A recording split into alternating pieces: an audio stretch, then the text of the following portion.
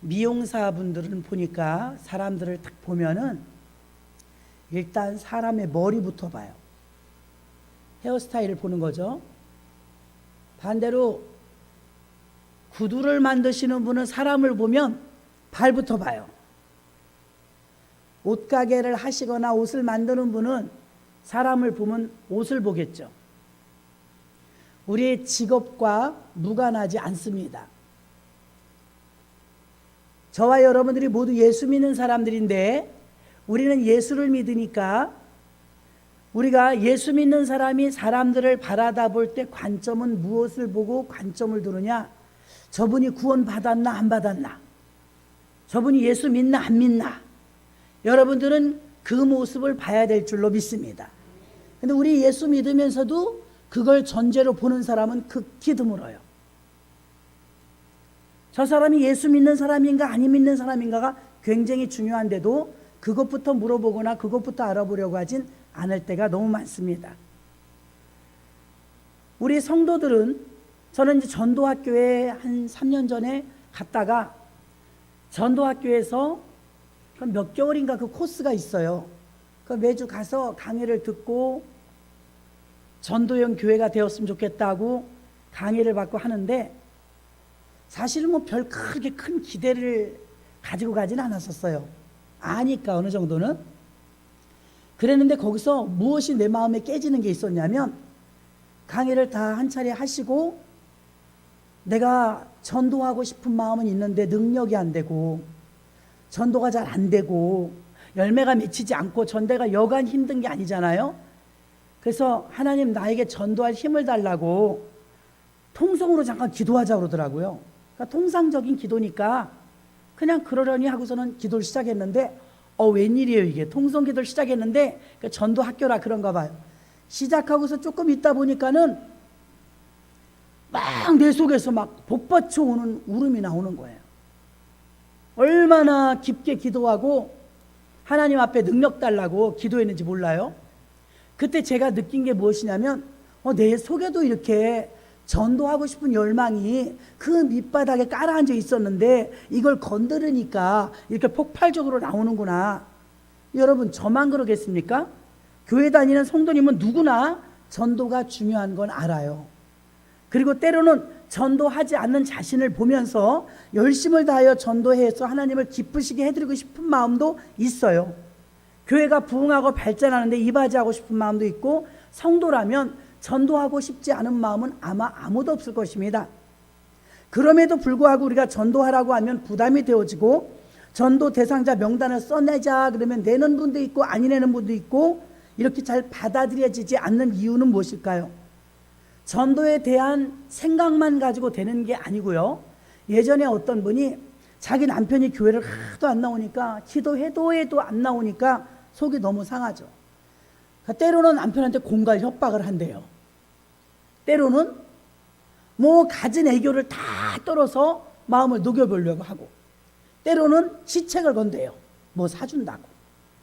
별별 방법을 다 동원해도 남편이 교회를 안 나오는 거예요. 그러니까 너무 속상하죠. 부인은. 어느 날 제가 그렇게 말했습니다. 권사님, 전도는 우리가 하지만 열매는 하나님이 맺게 해주는 거예요. 그리고 전도의 자세가 굉장히 중요한데 전도의 자세는 저 사람이 나와야 내가 체면이 선다. 이건 처음부터 첫 단추가 잘못 껴진 거예요. 야, 너 엄마 아빠가 이렇게 교회 나가는데 네가 이렇게 안 나오면 우리 체면이 뭐가 되니? 걔는 안 나옵니다. 야, 엄마 아빠가 그래서 교회 직분인데 네가 교회를 안 나오면 우리 모습이 뭐가 되니?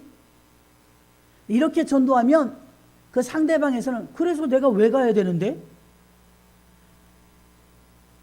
그 상대를 위해서 희생하고 싶은 마음이 없거든요. 근데 자세가 어떤 자세가 되어야 되냐면 오늘 제목이 생명을 목표로 전도하라 그랬습니다. 그 안에 생명을 봐야 합니다. 생명이 얼마나 소중한지 생명을 사랑하는 마음을 달라고 기도해야 될 줄로 믿습니다. 숫자로만 우리가 생각한다면 숫자가 많으면 그만큼 힘도 있죠. 우리 교회 부흥을 해야 되니까, 숫자가 들어야 되니까, 우리 구역이 부흥해야 되니까, 우리 식구니까, 내 체면이 있으니까, 아들, 딸이고 부모니까 나와야 된다. 이거는 상대방이 교회에 나오실 분이 그렇게 생각해 주면 고맙죠. 당사자의 입장에서는 그가 예수를 안 믿으면 어떤 불이익이 있으며, 그가 예수를 믿으면 어떤 점이 좋은지, 그 상대방의 입장에서 생각하고, 나를 구원해 주셨던 그 하나님은 나의 외모를 보셨을 것 같습니까? 학벌을 보셨을 것 같습니까? 체면을 봤을 것 같습니까? 아닙니다. 하나님의 기준은 생명인 줄로 믿습니다. 생명. 전도에 대한 모든 열망하는 마음은 있지만 따라와 주지 않는 이유 가운데 하나가, 그의 마음이 마음대로 안 돼서, 지난주에 말씀드린 것처럼 예리 가운데 보내는 것 같다고 그랬어요. 주님이 제자들을 전도대를 보내면서 내가 양을 이리 가운데 보내는 것 같다. 이리는 양을 잡아먹습니다. 당하지는 않으면 다행이에요. 아슬아슬한 가운데 보낸다 이 말입니다. 제자를 그렇게 보내면서 너희는 몇 날이 못되어 성령을 선물로 받으리니, 너희가 성령을 받고 권능을 받으면, 권능을 받기 전에는 예루살렘을 떠나지 말라. 주님이 부활하시고 나서 제자들에게 예루살렘에서, 그 성전에서 떠나지 말고 성령의 능력이 입히올 때까지 떠나지 말라고 말씀하셨습니다. 성령을 받을 때까지. 그러니까 우리가 전도의 주체가 나인 줄 알고 있는데, 내 얼굴을 봐서라도 어떻게 그럴 수가 있냐고. 내 얼굴 안 봐요. 섭섭하기만 합니다. 자꾸. 전도의 주체는 성령님이십니다. 전적으로 99%는 성령님이 도와주셔야 전도의 열매가 맺어요. 어떤 때는 우리가 너무 무기력하죠. 그 나머지 에데스처럼 간절히 기도하고 노력하는 거예요. 그래서 하나님께서 그 영혼을 건져주시길 위하여 영혼을 사랑할 수 있게 해달라고, 그 생명을 위해서 우리가 기도하는 자세가 주님이 원하는 코드와 같은 줄로 믿습니다. 전도에 대해서 우리가 영적인 변화가 나부터 와야 된다는 것입니다. 사도행전 1장 5절에 예루살렘을 떠나지 말고 내게서 들은 바 아버지께서 약속하신 것을 기다리라. 요한은 물로 세례를 베풀었으나 너희는 몇 날이 못되어 성령을 선물로 받으리라 하셨느니라. 성령을 받기 전에는 하지 말라는 것이죠. 전도를 40일간 제자들과 함께 계시면서 예루살렘을 떠나지 말고 성령을 기다리라고 했습니다. 예수님께서 제자들에게 하시고자 하는 일은, 의도가 하나님의 일, 바로 전도를 위해서였던 것입니다. 우리가 구원받는 데에는 여러분들이 회개나 세례를 받고 구원받습니다. 그러나 전도의 열매라든가 여러분 능력 있는 신앙생활을 하기 위해서는 성령을 세례를 받아야 될 줄로 믿습니다. 성령 세례를 받지 아니하고는 여러분들이 신앙생활 하는데 힘들어서 하기가 어렵습니다. 그래서 내 성령 세례를 통해서 인격이 변화되어지고 새로운 피조물이 되어졌을 때 여러분이 영적 준비가 되어 있다는 것을 아시기를 바랍니다. 전도는 사람의 힘만으로만 불가능하고 성령의 능력으로 하시는 일이기 때문에 먼저 우리의 자세가 성령을 얼마나 전폭적으로 의지했느냐에 따라 다릅니다.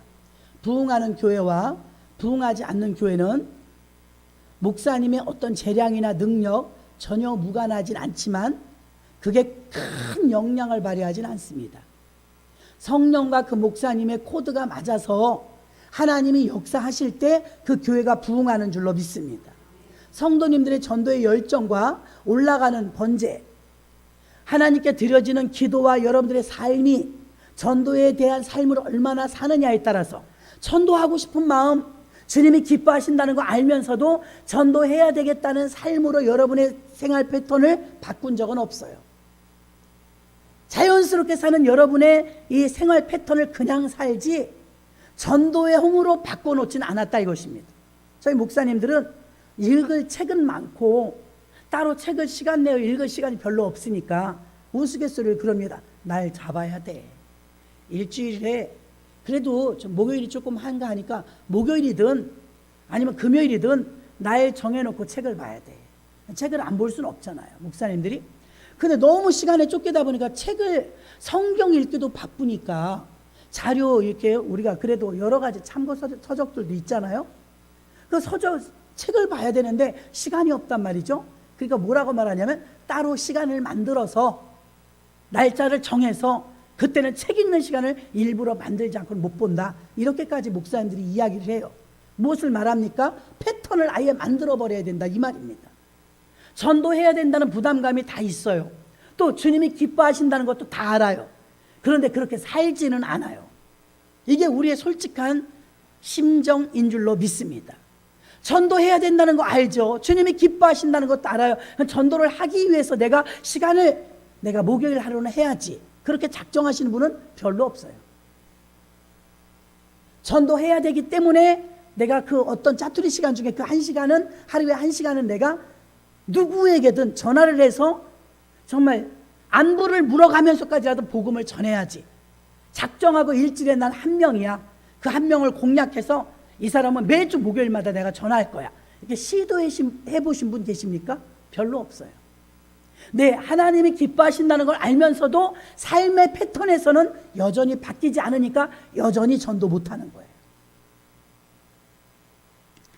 예수님은 제자들에게 성령 세례를 먼저 받으라고 말합니다. 1차적으로 물 세례를 받고 2차적으로 성령 세례를 받은, 물 세례를 받고 요한의 회개의 세례를 받음으로 우리는 구원을 받았습니다. 회개하고 구원받고 그 다음에 예수님께서는 성령 세례를 받아라 말합니다.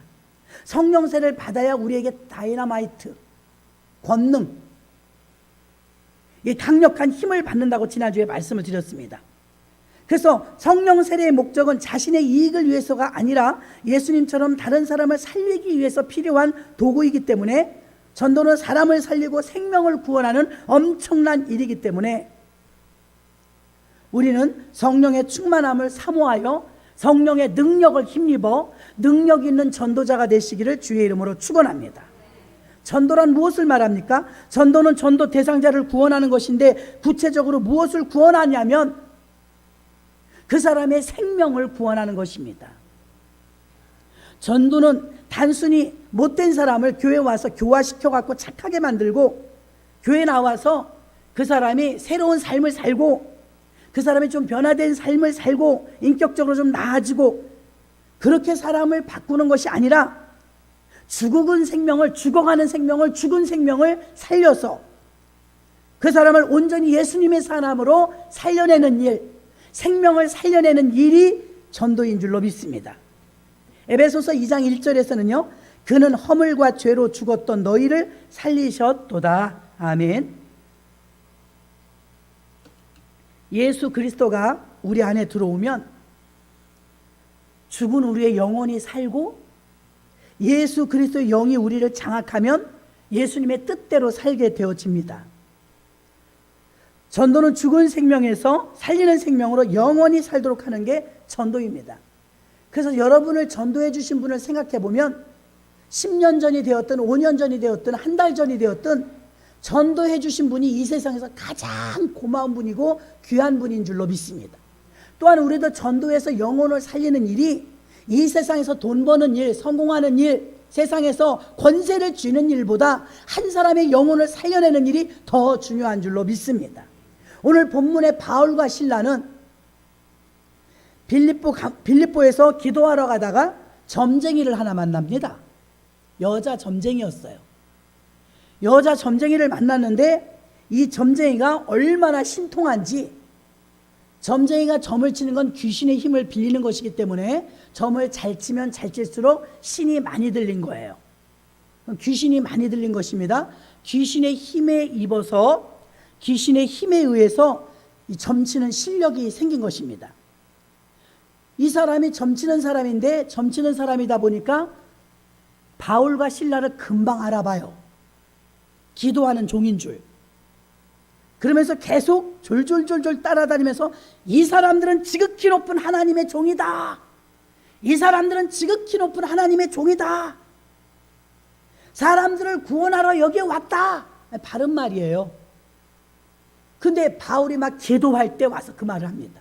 여러분, 신천지를 가려내는 방법 중에 하나가, 신천지는 예배에 집중하지 않고 기도에 집중하지 않아요.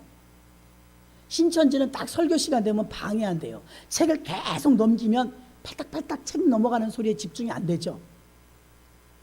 그리고 큰 교회에 한꺼번에 때로 들어온 신천지가 교회 2층에 딱 우르르 한 20여 명 앉아가지고 가만히 있다가 설교 시간 딱 되니까 그들이 이렇게 하더래요.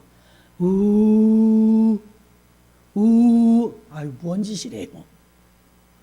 그렇게 직접적으로 방해를 한다는 거예요. 신천지가 예전에는 음지에 있었는데 이제 나와가지고 난리예요. 교회 앞에서 포교하고. 신천지는 하나님께 예배드리는 시간, 기도하는 시간을 방해합니다. 반대로 하니까요. 바울이 기도 좀 하려고 그러면 이 사람은 지극히 높으신 하나님의 종이다. 이곳에서도 사람을 구원하러 왔다. 이게 맞는 말인데 기도 시간에 예배 시간에 계속 뒤에 와서 떠드니까 동네가 빌립보 사람이 전부 그 사람의 점쟁인 줄 알아요. 그러니까 바울이 괴로웠어요. 괴로워서 종교는 다르지만 무시하려고 했는데 무시할 수 없을 정도로 귀찮게 하는 거예요. 그럼 여러분 어떻게 했을 것 같아요? 예배 시간에 그래도 쫓겨나는데 만약에 교회 그런 일행이 들어오면 바로 112 신고하면 됩니다. 우리나라 아직까지는 헌법에 종교의 자유가 있어서 종교 행위에 방해를 하면 법에 걸려요. 합의 보려고 하지 말고 바로 경찰에 신고하면 됩니다. 예배를 방해하니까.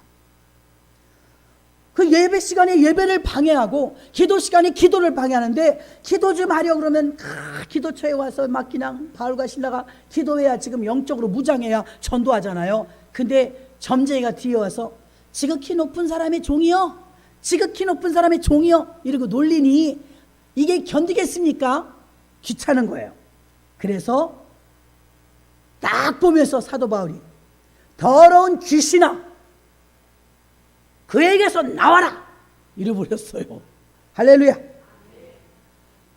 18절입니다. 이같이 여러 날을 하는지라 귀찮게 바울이 심히 괴로워 돌이켜 그 귀신에게 이르되 예수 그리스도의 이름으로 내가 내게 명하노니 그에게서 나오라 하니 귀신이 즉시 나오니라. 아멘. 19절 종의 주인들은 자기 이익의 소망이 끊어진 것을 보고 바울과 실라를 잡아가지고 저자로 관원들에게 끌어갔다가 폭동을 주도한다고 고발했어요. 거꾸로 로마 군인들에게 바울과 실라를 고발했는데 제목이 뭐냐? 저 사람들이 폭동을 조장한다, 데모하려고 그런다. 그러니까 일단 잡아가죠. 구류요. 일단 잡아갔어요. 조사해야 되니까 그런지 아니 그런지.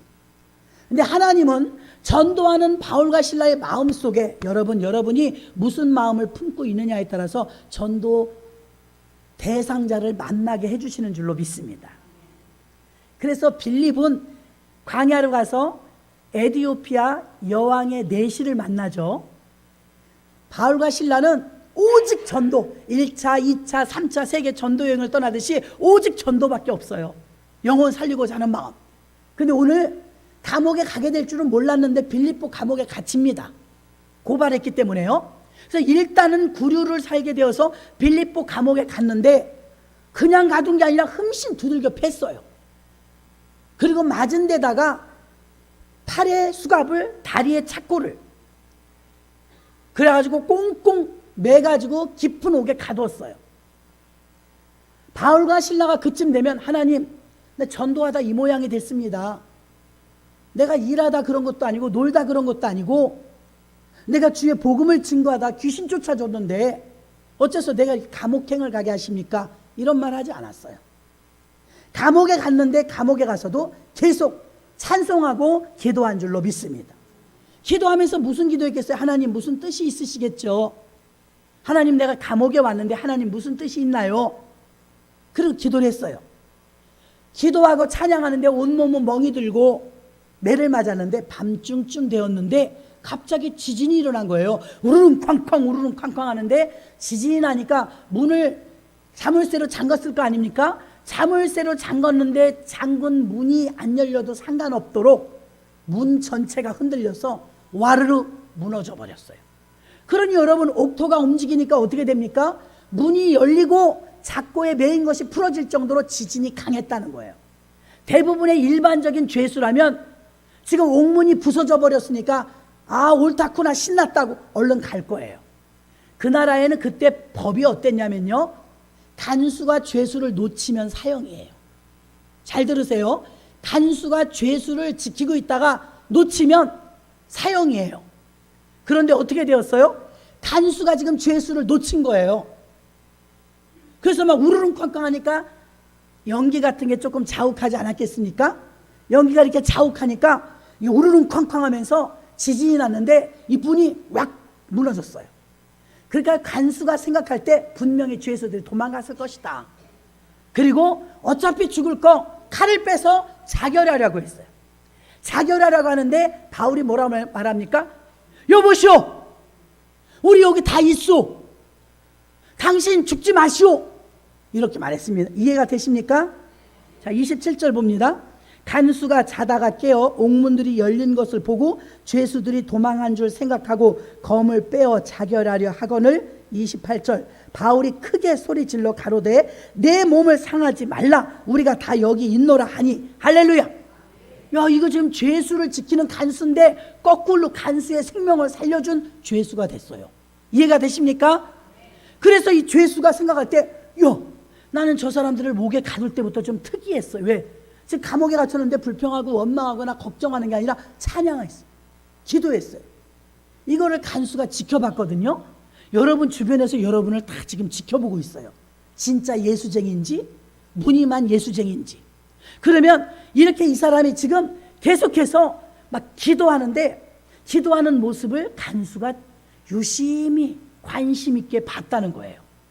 그러면서 마음속에 생각하기를 특이한 사람들일세. 감옥에 갇혀서도 노래가 나와? 감옥에 갇혀서도 감사가 나와? 감옥에 갇혀서도 자기 하나님께 기도를 해? 좀 특이하게 봤어요.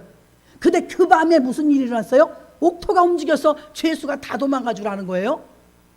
근데 보니까 또 이상해. 이 사람 다른 사람 같으면 도망갔는데 바울과 시라, 여보시오, 우리가 다 여기 있어. 죽지 마시오. 이렇게 말한 거예요. 자, 바울은요, 자기가 지금 나가면 간수가 위험에 처한다는 걸 알아요.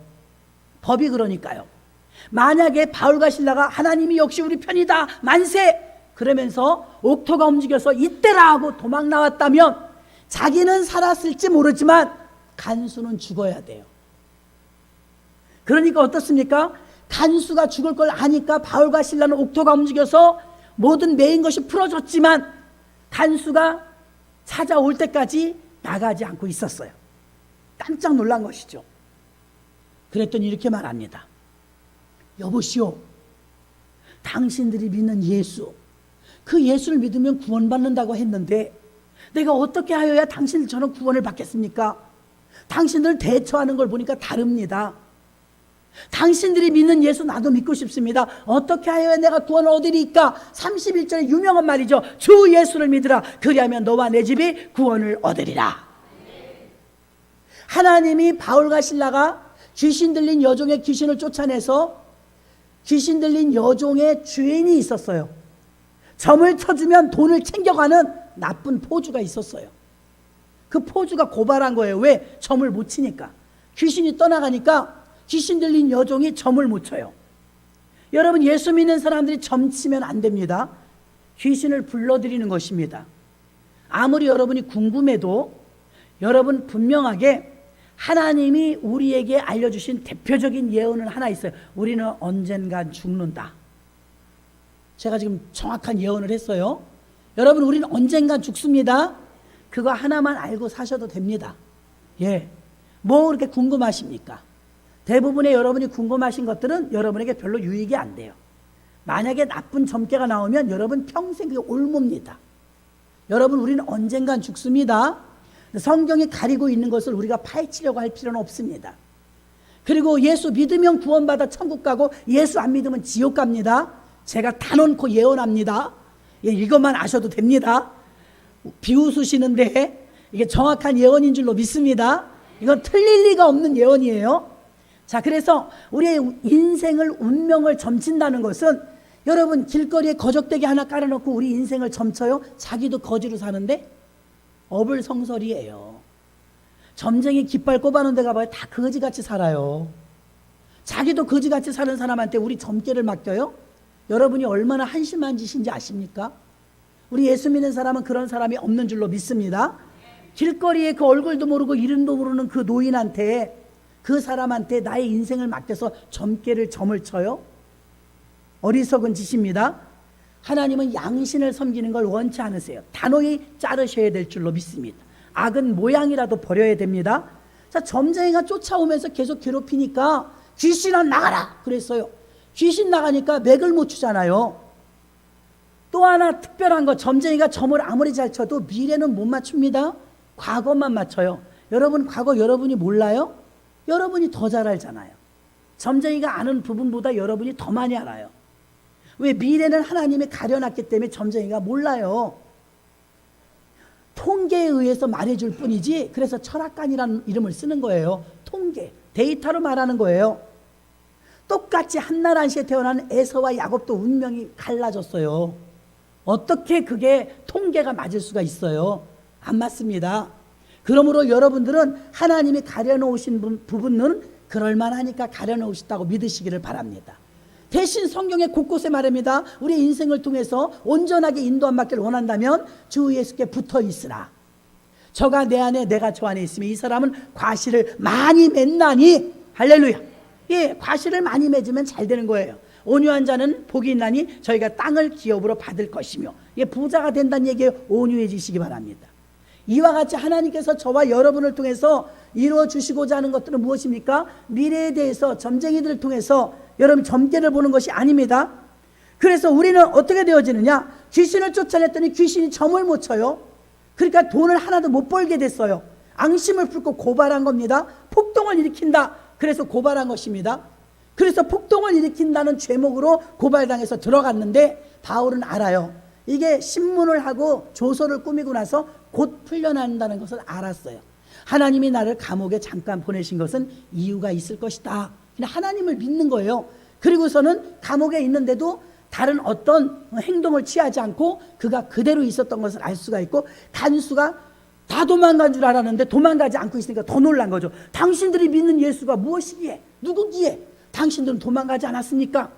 나도 그 예수를 믿고 싶습니다. 하나님은 마음속에 전도가 품고 있었던 바울과 실라에게 또 한 명의 영혼을 구원할 수 있는 기회를 감옥에서 잠깐이지만 만들어 주신 줄로 믿습니다. 그의 인생 패턴이 전도니까, 그 삶의 방향이 언제나 전도니까. 여러분, 우리는 가끔요, 뭐 새벽기도 갔다 오다가 뭐 교통사고 나서 돌아가셨다, 수련회를 갔다 오다가 뭐 어떤 뭐 사고를 당했다, 이러면 여러분들이 예수 믿는 자들마저도 색안경을 낍니다. 어떻게 그럴 수가 있대? 새벽기도 갔다 오는데 왜 사고가 난대? 교회에서 어디 갔는데 왜 어려운 일이 있대? 예, 물론 하나님 앞에 깨달을 바는 물론 있겠지만 여러분들이 그런 것에 대해서 이상하게는 생각하지 마십시오. 왜냐?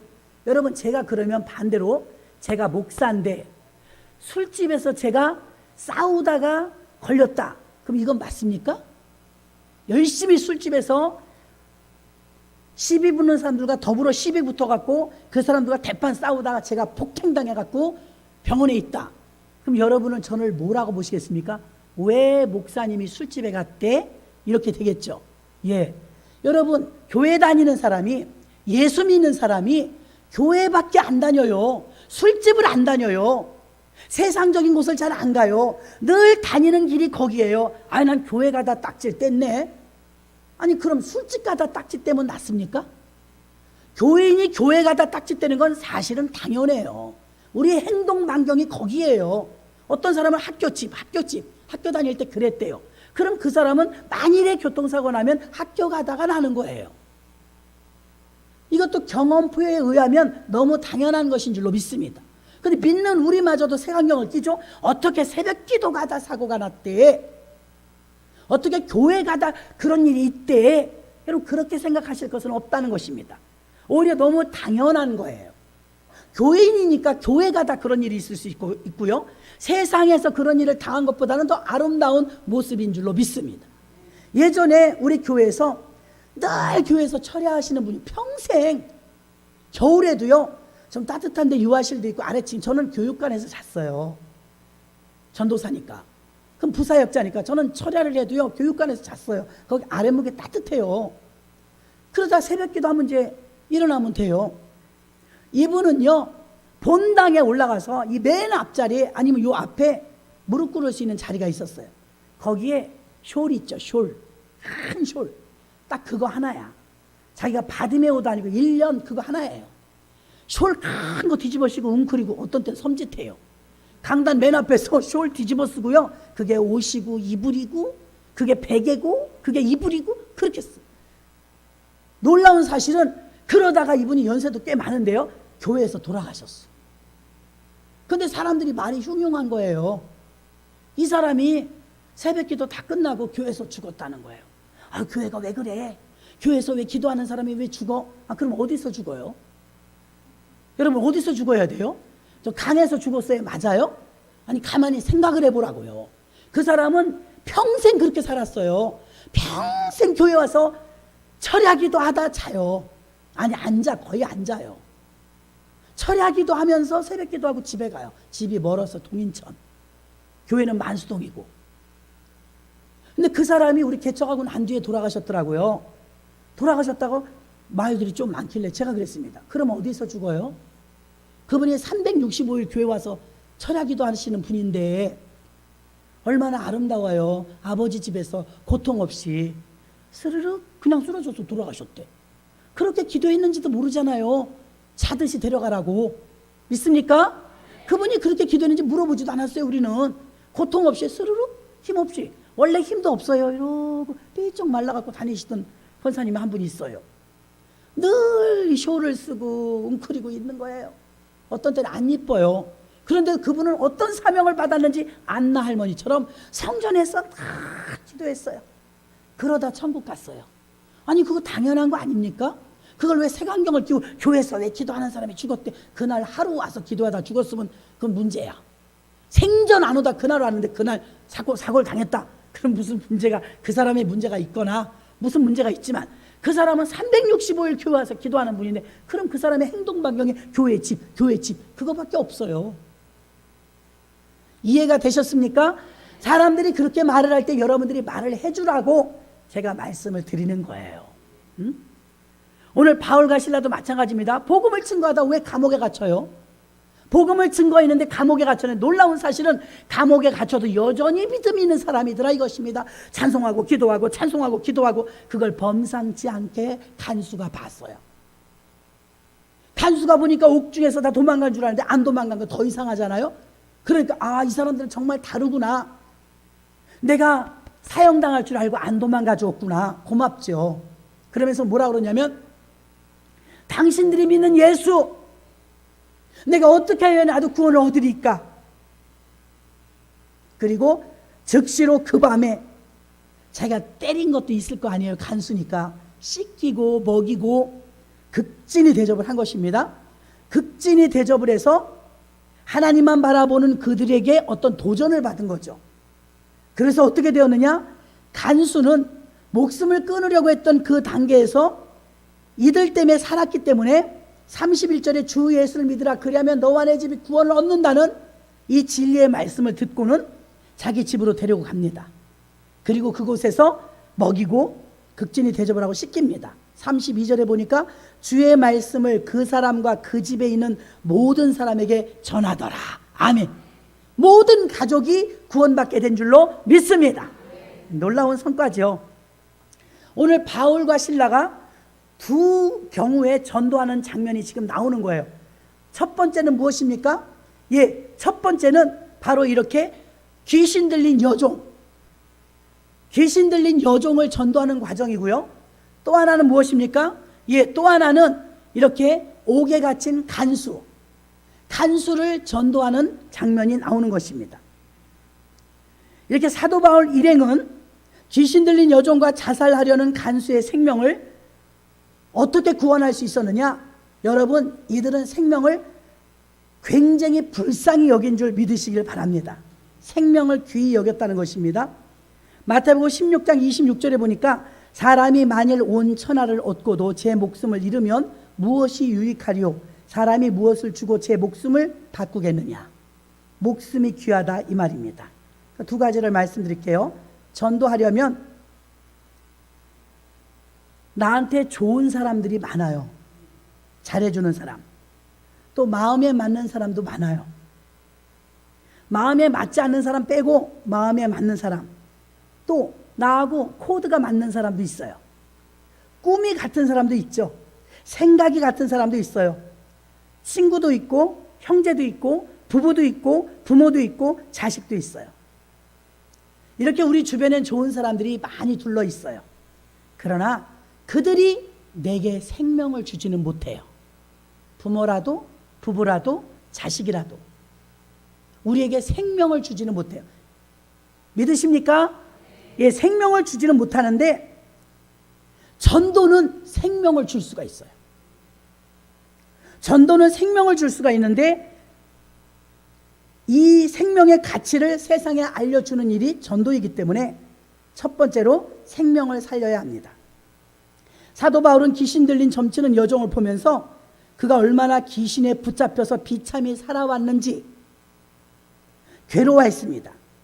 그리고 수많은 사람들이 귀신 들린 자가 되어 지금도 끌려다니고 지금도 귀신에 얽매여 있고 자유 없이 지금도 귀신에게 매여서 끌려다니는 경우가 허다합니다. 그러한 모습을 보면 저와 여러분들은 그 생명을 불쌍히 여기는 마음을 가져야 될 줄로 믿습니다. 생명과 자유가 결박당하고 각종 알코올, 마약, 인터넷 중독 등등으로 매여서 고통당하는 그 모습을 보면 이것은 하나님 뜻이 아닙니다. 생명을 소중하게 여기는데 요한복음 10장 10절에 보니까 내가 온 것은 양으로 생명을 얻게 하고 더 풍성히 얻게 하려는 것이다. 처음에 서두에 말씀드렸어요. 미용사는 사람들을 보면 머리만 본다.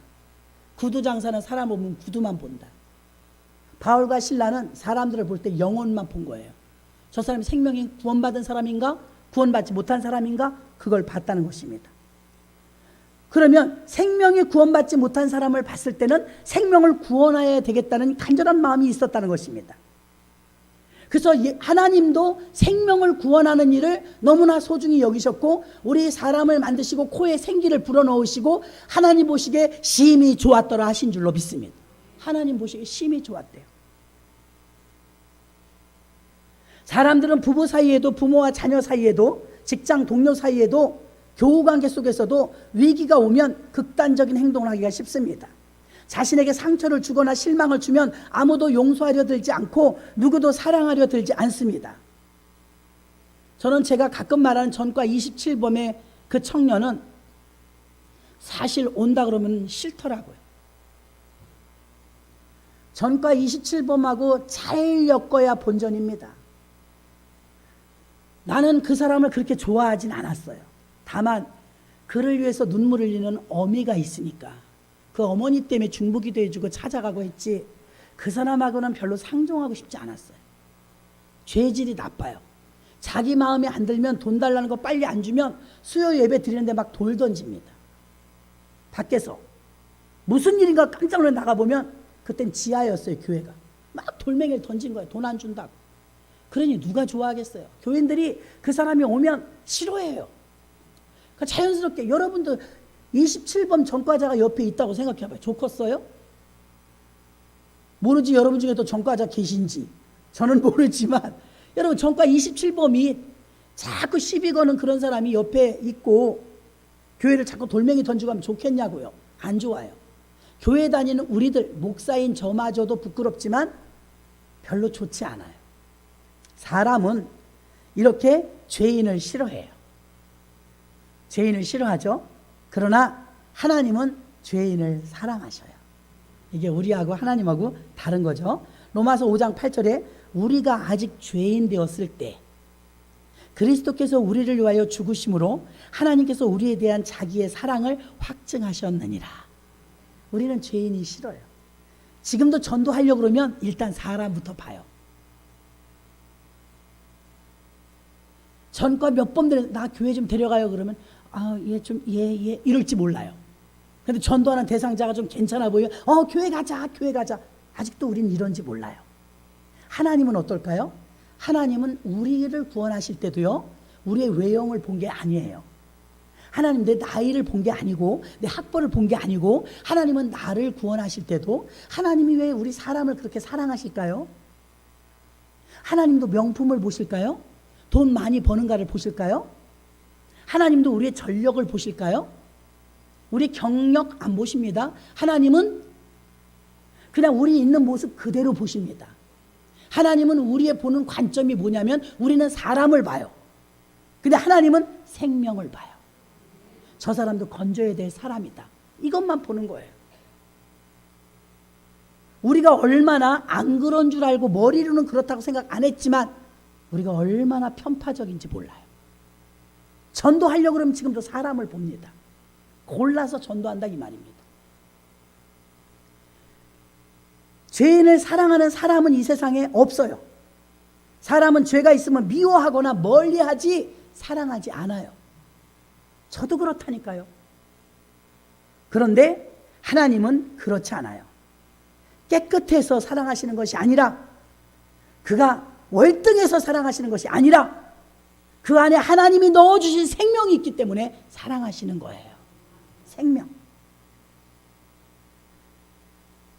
하나님이 나를, 여러분을 왜 사랑하실까요? 헌금 많이 해서? 봉사 많이 해서? 하나님이 죽을 뻔한 지난날의 과거 속에 어려움과 고난과 역경이 있었지만 왜 또 건져주시고 왜 살 길을 열어주시고 지금도 왜 봐주실까요? 여전히 하나님의 관점은 우리의 행위가 아니라 우리의 생명입니다. 우리의 생명을 너무나 소중히 여기시는 거예요. 당신의 아들의 생명과 바꾸어낸 생명이니 얼마나 귀해요. 그래서 우리 생명을 너무 존귀히 여기시는데 우리는 사람을 봅니다. 여전히 갭이 있죠. 요한일서 4장 10절에 사랑은 여기 있으니 우리가 하나님을 사랑한 것이 아니요 하나님이 우리를 사랑하사 우리 죄를 속하기 위하여 화목제물로 그 아들을 보내셨음이니라. 나의 사랑함보다 하나님의 사랑이 먼저 있음을 깨닫고 우리는 사랑의 빚진 자가 되어 사랑을 전하는 사절단들이 되어야 될 줄로 믿습니다. 전도는 하나님의 사랑, 예수를 통한 구원의 사랑, 생명의 사랑을 전하여 생명을 살리는 것입니다. 사람들이 찾는 것은 사랑이지만 인간은 사랑을 통해서 생명의 의미를 발견하기 때문에 사랑을 찾습니다. 전도는 사랑하는 것이며 사랑하는 방법을 찾아보는 것입니다. 영혼을 구원하려고 할 때, 전도하고 싶은 마음이 있을 때 아무개 전도하게 해달라고 하는 것보단 하나님이 보는 시각처럼 나도 사람을 생명으로 보게 하여 주옵소서. 생명을 소중히 여기는, 저는 화초를 잘 다룰 줄 모르지만 난을 기르고 난을 이렇게 귀하게 여기는 분들이 있어요. 저 아는 목사님 한 분이 누가 귀하다고, 아주 귀하다고 강조를 하면서 난을 하나 주시는데 솔직히 별로 반갑지 않았대요. 고기라도 몇 건 사주지 이걸 준다 그랬대요. 그 집에 갖다 놨는데 나중에 어떤 손님이 오셨는데 이 난은 어디서 났냐고 그러더래요. 왜? 선물 받았는데 이게 300만 원짜리라. 너무 놀란 거죠. 파같이 생겼대요. 그분 표현에 의하면 300만 원짜리 난이라는 거예요. 가치를 몰랐었던 거죠.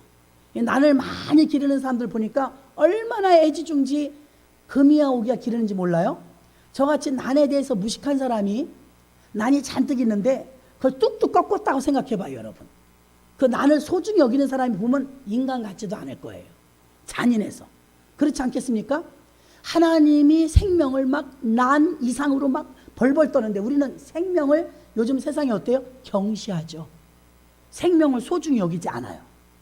하나님은 생명을 벌벌 떠는데, 하나님은 여전히 죄인이지만, 여전히 병들었지만, 하나님은 외모를 보는 게 아니라 그 사람의 생명을 봐요. 끝까지 꼬리내서 천국 가는 생명 되도록 막 간이 오그라들면서 그 생명이 잘못될까 봐 벌벌 떠는데, 오히려 우리들은 뚝뚝 꺾고 다닌다면, 생명을 경시 여긴다면 하나님의 코드와 우리의 코드는 맞지 않는 거예요. 인정하십니까? 그래서 여러분, 집에서 기르는 강아지도 주인이 벌벌 떨면 지나가는 사람도 못 때려요. 근데 똥강아지 취급하고 막 발길질하면 지나가는 사람도 똥강아지 취급합니다. 하나님이 이 세상을 사랑할 때는요, 아들과 바꿀 정도로 생명을 벌벌 떨어요. 근데 하나님이 사랑하는 우리들은 생명을 벌벌 떨지 않아요. 사람을 벌벌 떨죠. 돈을 벌벌 떨죠. 권세를 벌벌 떨죠. 하나님의 관점은 사랑입니다. 생명입니다. 생명과 사랑은 이꼬르예요. 여러분, 오늘은 전도에 대한 메시지를 계속 전하지만 오늘은 여러분들이 전도에 대한 관점을 하나 바꿔야 되는데, 그게 뭐냐면 전도는 생명을 구원하는 일이니까 전도하려는 이 욕심보다도 생명을 사랑하려는 마음을 먼저 가져야 전도가 여러분이 자유로울 줄로 믿습니다. 전도는 내가 하고 열매는 성령님이 거두시게 해주십니다. 월권도 하지 마시기를 바랍니다. 자꾸 내가 지치고 시험 드니까. 최선을 다하고 계속 전하고 때를 얻든지 못 얻든지 수고하되 결과에 대해서는 눈물로 기도하고 생명을 사랑하면서 생명을 존중하면서 기도하면, 저는 이쪽에 대해서 막 일주일을 작전 기도해주고 그 사람을 그 공경에서 꺼내려고 무진애를 쓰고 작전 기도까지 가서 드려줬어요. 근데 그때 같이 예배 드리러 왔던 아랫 동서가 있었어요. 아랫 동서는 우리가 계획된 사람이 아니었어요. 그 예배 한번 참석한 거예요. 그 일주일에 가서 눈물로 예배 드려주고 최선을 다해서 기도해줬던 그 부인은 여태도 교회를 안 오는데, 그날 구경 와서 동서가 예배 같이 드렸던 그 동서는 천일 기도를 지금 몇 번 했나 몰라. 그 사람이 딱 달라붙더니, 여러분, 전도 열매는요, 내가 여기 가라는 사람에게 최선을 다했는데 나에서 거둘 때도 있어요. 다해서 거둘 때도 있어요. 믿으십니까? 그래서 오늘 말씀 속에서 여러분들이 생명을 사랑하는 마음을 갖게 해달라고 기도하시는 저와 여러분들이 되셔서, 하나님께서 생명을 사랑하시는데 사람은 죄인을 사랑하지 않습니다. 멀리합니다. 피합니다. 하나님은 죄인을 구하러 오셨다고 하셨습니다. 우리도 사람을 볼 때 사람으로 보는 것이 아니라 생명으로 보는 습관을 가지시고 생명을 사랑하게 해달라고, 전도하고 싶은 마음은 있지만 전도하려는 의도처럼 생활의 패턴을 바꾸지 않는 우리의 삶을 여러분들 바꾸게 해달라고 기도하시기를 주의 이름으로 축원합니다.